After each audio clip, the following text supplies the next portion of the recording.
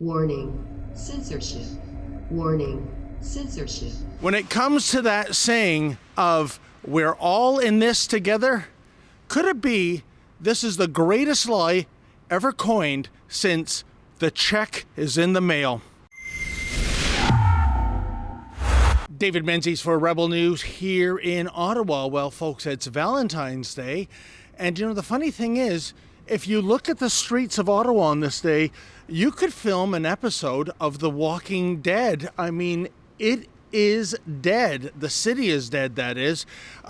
Whereas it should be, you would think, bustling on Valentine's Day, which, by the way, is one of the most important days when it comes to the food service industry. But as you can see, so many of the restaurants are either closed or they are offering curbside and takeout only. Ooh, how romantic is that?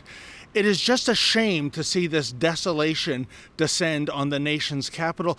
But Ottawa also makes for a tale of two cities, because while the private sector is locked down and shut down, not so the government. I mean, if you look at many of the skyscrapers in Ottawa, this is where the bureaucracy works. Well, they're not working in the buildings, of course, they're working at home. But the funny thing is, folks, nobody has lost their job in the bureaucracy or the government. Nobody has taken so much as a nickel of a pay cut. So I have to ponder again, when it comes to that saying of we're all in this together, could it be this is the greatest lie ever coined since the check is in the mail?